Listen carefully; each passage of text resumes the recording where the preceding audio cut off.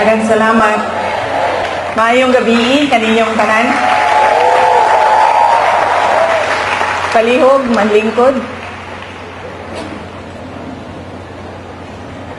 Mga kaigsuunan kong Dabawenyo, ladies and gentlemen, mga kababayan, Assalamualaikum warahmatullahi wabarakatuh. Madayaw, umayong adlaw, kaninyong tanan, magandang araw sa inyong lahat.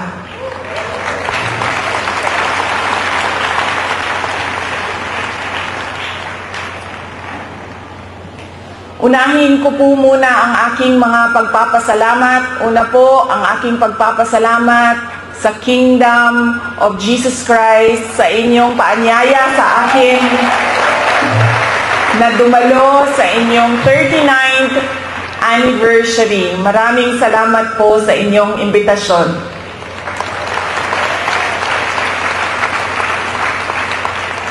Pangalawang pagpapasalamat ko po ay mula po sa akin personal. Ang pagpapasalamat ko sa tulong ninyo, sa kampanya ninyo, sa suporta ninyo at sa boto ninyo para sa akin nung nakaraang halalan ng taong 2022. Ang susunod na pagpasalamat ay mula sa akin pa din, personal din sa akin, ang pagpapasalamat sa inyong lahat sa suporta ninyo sa aking trabaho noon sa Department of Education at patuloy na suporta ninyo sa aking opisina, ang Office of the Vice President.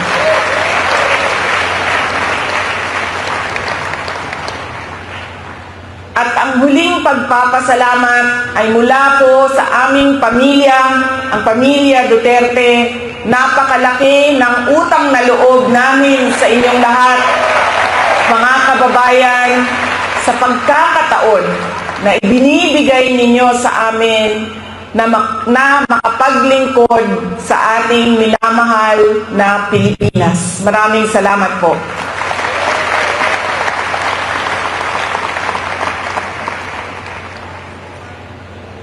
Nasabi ko na po,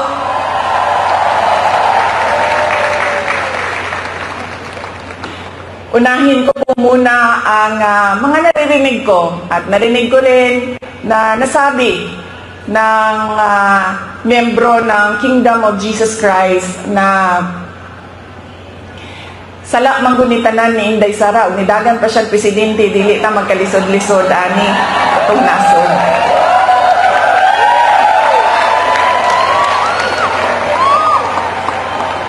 In another forum, I will thoroughly explain myself kung bakit ganon ang nangyari at ganon ang desisyon ko. Pero sa ngayon, hinihingi ko lang ang patawad ninyo na nagkamali ako.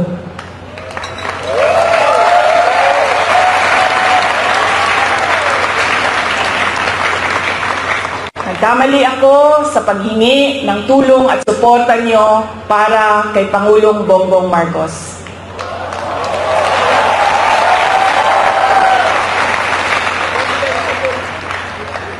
I was on the mistaken belief that we were together on the platform of unity and continuity. Nagkamali ako. Kaya hinihingi ko ang patawad ninyo.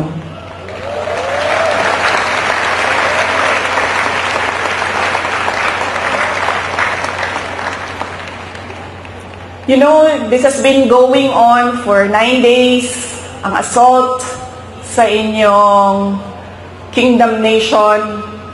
At I could not come earlier dahil meron ding atake sa opisina ng pangalawang Pangulo. At hindi ko maiwanan ang aking mga kasamahan doon sa Office of the Vice President.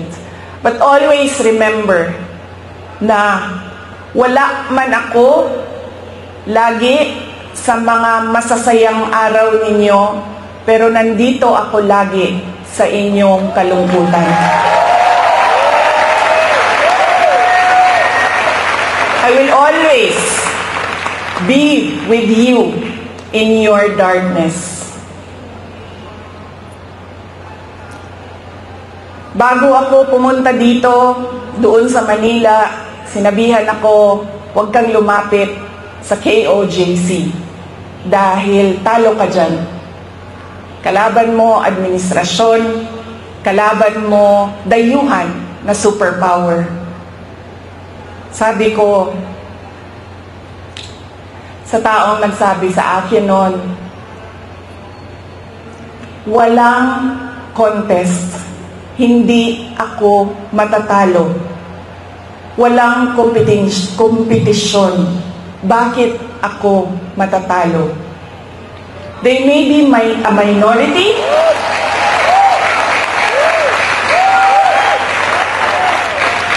They may only be 8 million around the world. Sabihin na natin na 6 million lang doon ang Pilipino, pero Pilipino pa rin sila.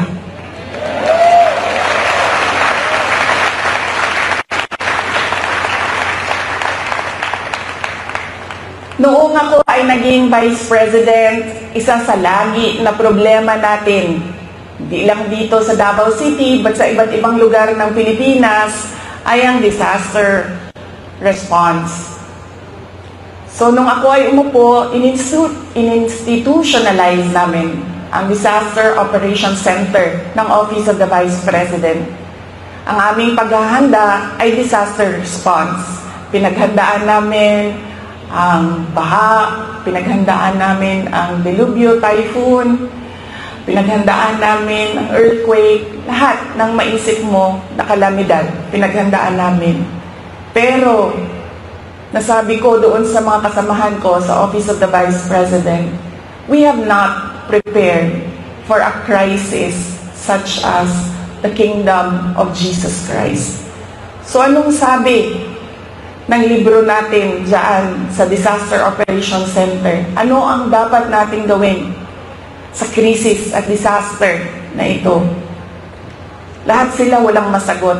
Kahit ako matagal, ako nag-isip kung ano ba ang response namin. Because this is a crisis. It is a disaster. Ano dapat ang tugon ng Office of the Vice President? At isa lang ang naisip ko. Sabi ko, as Vice President and as a Davaoenyo, I will be there to comfort them.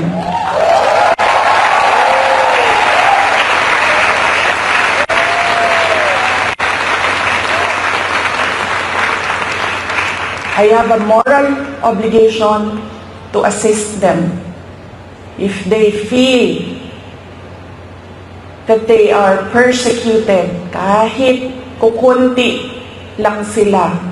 Trabaho ko yan bilang pangalawang Pangulo.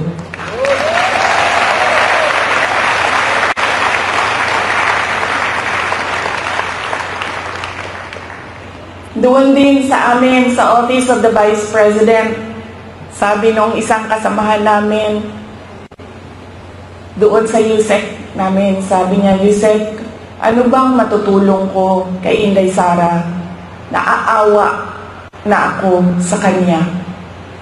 Sabi ko, tinanong ako ng USEC, sabi ko, excuse me, hindi ako kawawa. Hindi tayo kawawa sa Office of the Vice President. Dahil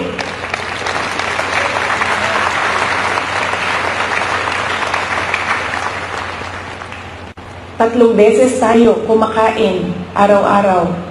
Kung gusto natin bumili ng leche flan, meron pang leche flan. At ayaw natin ng leche flan, gusto natin ng ice cream, nakakabili tayo ng ice cream. Sabi ko, ito personal ko na experience. Kaibigan ko, 47 years old. Sumakit lang ang likod. Anong sabi ng doktor? It's cancer of the bones, cancer of the lungs, cancer of the pancreas, cancer of the brain, all together in one person. At anong sabi ng doktor? 6 months na lang. Yun ang kawawa. Sabi ko, ang dami sa ating mga kababayan na nakakaramdam ng gutom dahil hindi na nila mabili ang pagkain sa sobrang mahal ng pagkain. 2 beses na lang kumakain sa isang araw. Yun ang kawawa. Sila ang dapat tulungan. Dumadami ang naghihirap sa ating bansa. Dumadami ang nahihirapan makahanap ng regular na trabaho. Sila ang totoong kawawa at kailangan ng tulong natin.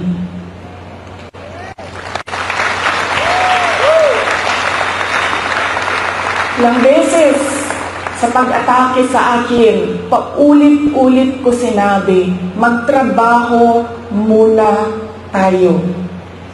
Because we owe it to our countrymen, because we made promises on stage, in front of everybody, na we will do something for our country.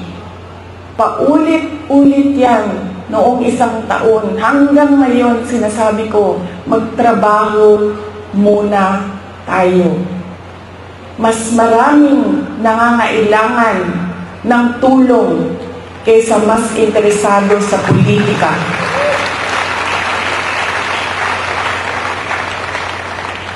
Pero this night is not about me and my problems.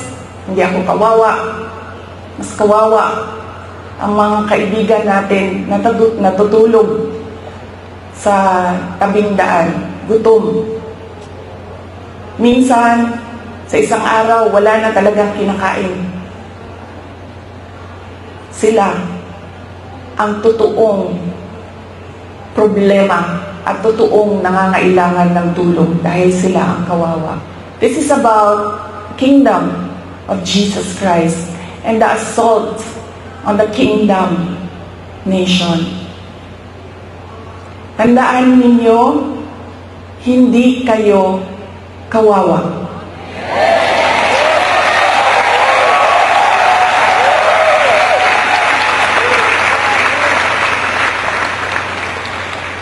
Tungod kay ang langit nung amahan naa pirmi kaninyo.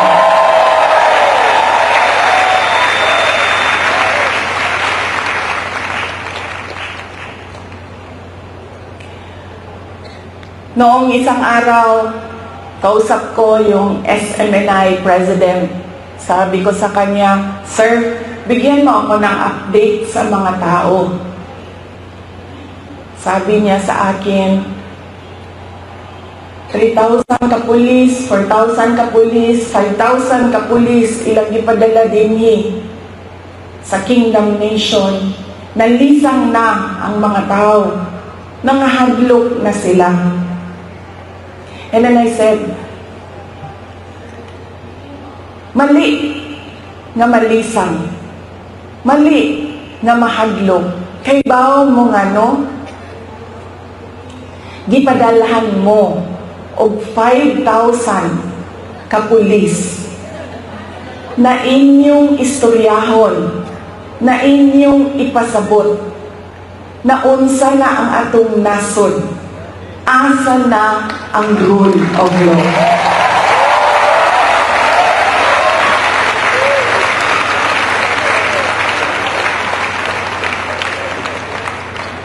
Ipadala sila dinhi para hadlokon mo. Gipadala mo sa Ginoo para pasabton sila.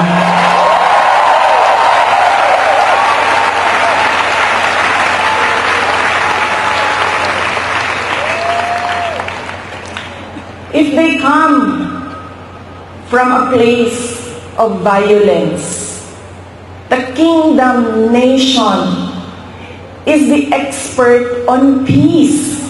Kaibaw mo, anak.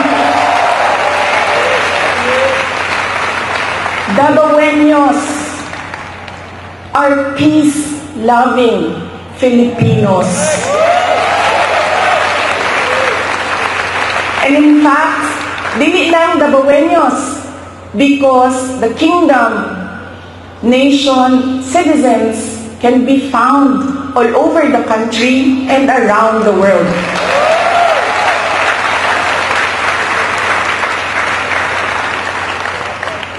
Kung ang gidala nila, if they bring you violence, give them peace. Show them peace.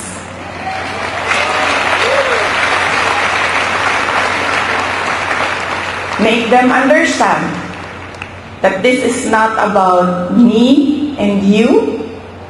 This is about the abuse of power and the assault on the freedom of religion.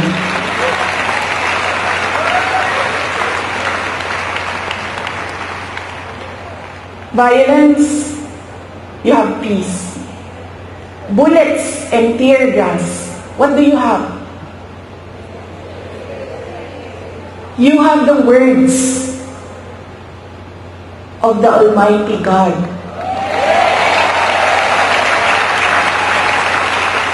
You have the Bible. Padalhan mo nila og bala, tirahon mo og tear gas. Preach to them the words of God.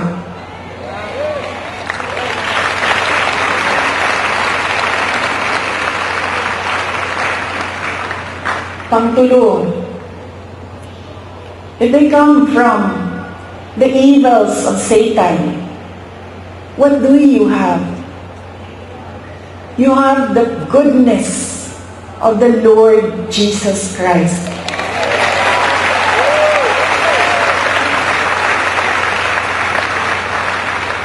And always remember, kahit saan ka man pumunta, lahat nagsasabi, good triumphs over evil.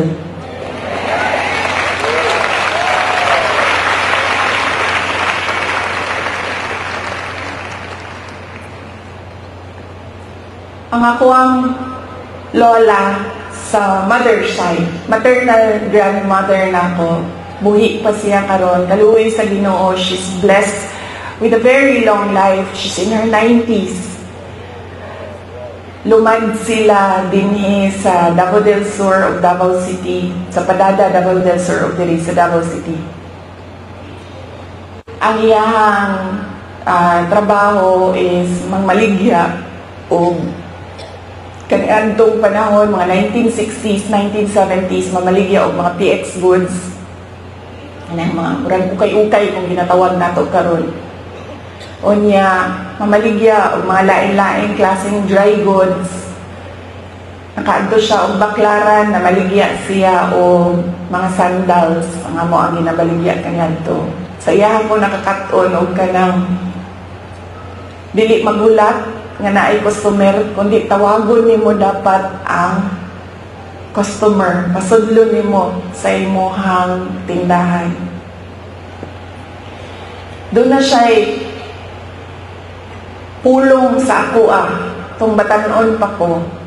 Kay bawo mo, diri manggod sa ato sa Pilipinas, when you are outspoken, when you are opinionated, when you are headstrong, ang tawag sa imuha maldita.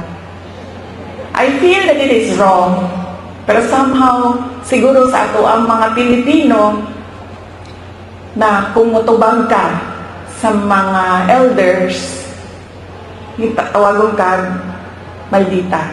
So, kung batanon pa ko, ang ako ang lula, mag-istorya, mga saba tingali, o niya, mutubag ko, mayroon dayon na ang ako ang lola. Maghinay-hinay ka, Inday. Kay ang gaba sa Ginoo dili magsaba.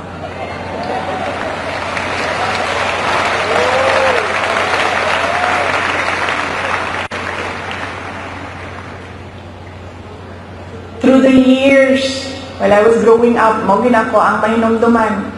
ang gaba dili magsaba. Mo nang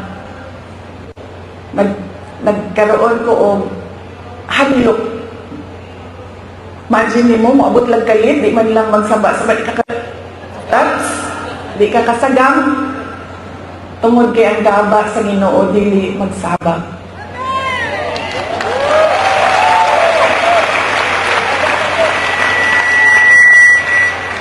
Motong kaganina, I know, dili ko makasulti when our preacher said, love your enemy. Nag-anak lang yun ko.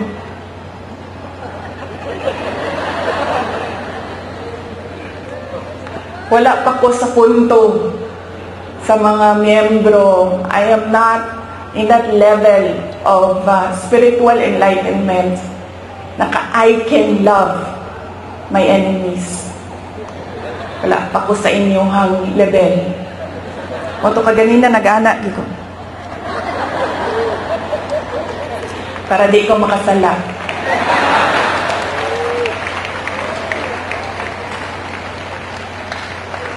But you know,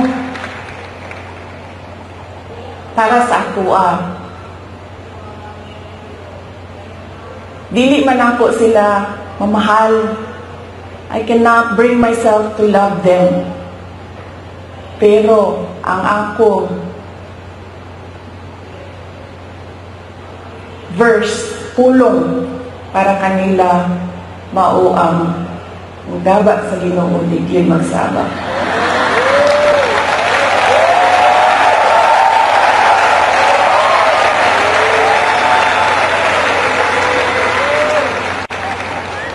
Paula siya ang prinsipyo sa ako ang lula ko rin. And God will take care of you all the more because you can love your enemies, you can forgive, so you will gain victory.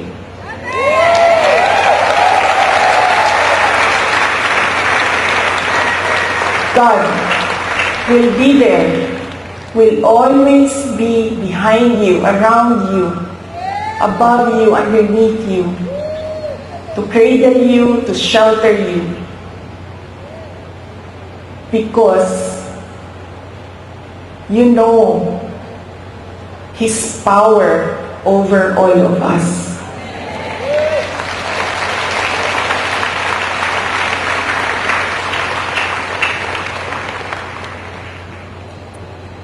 Kaganina, nawala naman itong atuang ko ay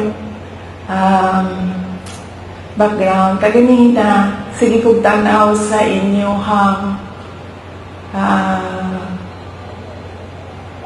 wall. And then, nakabutang dito, 39th anniversary.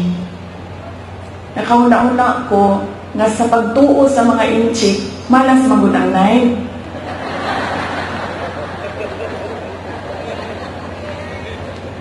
Muto na kaanak ko, siguro sundon na to. Wala may mawala sa to Kung sundon na to ang tinunguan sa mga inchik, nga dili yung ka mag-celebrate og 9. So this is our 40th anniversary. Nagmamalakpak ka para sa 40 years.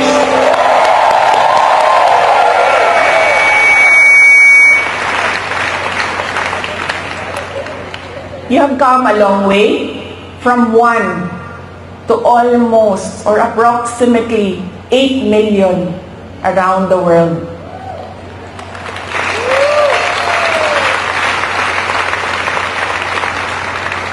You have overcome challenges, and every challenge made you stronger, made you more united. And we can see that now. There is another challenge before you, pero naagihapon mo sa ngalan sa Ginoo.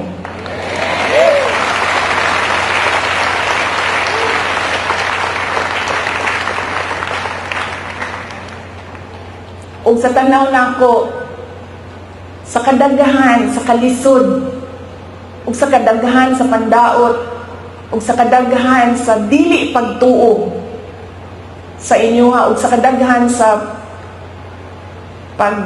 kanang kansyaw ba sa inyong pagtuo. I think you will reach 100 years or more.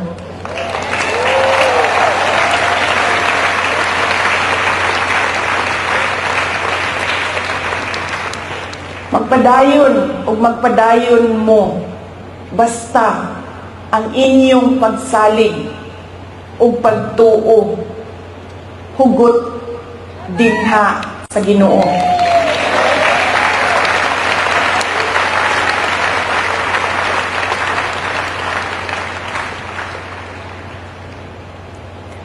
During COVID, it was a experience as mayor. It was an experience that I do never want to go through again. The COVID-19 pandemic. Dili na ko ma-explain sa inyo nga ang kalisod atong panahon na to. Nga doon na yung mga gipangayo sa imuha nga COVID-19 response. Pero walay budget ang syudad para punduhan ang mga projects para sa COVID-19 response. Daghan kaayo. TTMF, PPEs, suporta sa mga frontliners, health workers. Dili na ko gusto mo sa bato.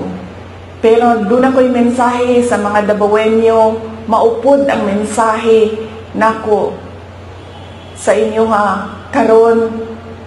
Dili lang sa mga naadinhi sa Davao City, kundi sa tanan ng miyembro sa Kingdom of Jesus Christ. And that is, we will not break.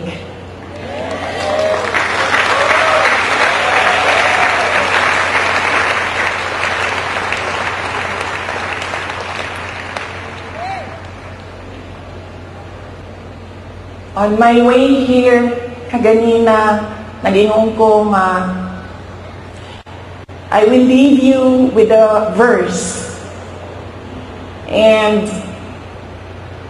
nangita ko og verse, butang na ko dito, of being afraid. And doon ay isa, on top of the list, which will guide you, which will guide me, which will guide our countrymen through these dark times of our nation. And that is Psalm 23, verse 4. Even though I walk through the valley of the shadow of death, I will fear no evil, for you are with me.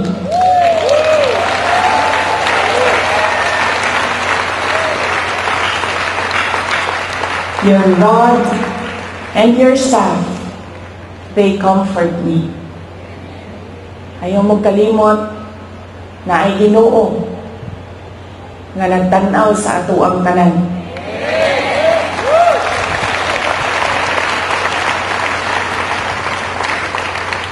Og ang iyahang gaba, pili magsaba.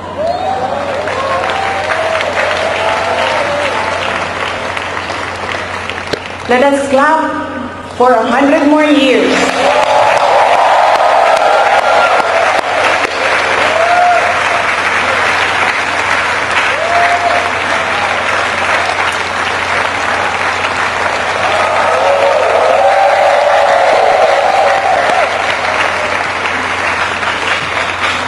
Ulitin ko ang aking kasiyahan na makasama ko kayo sa inyong 40th anniversary.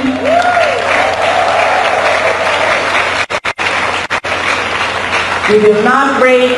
Happy 40th anniversary, Kingdom of Jesus Christ. God save the Philippines.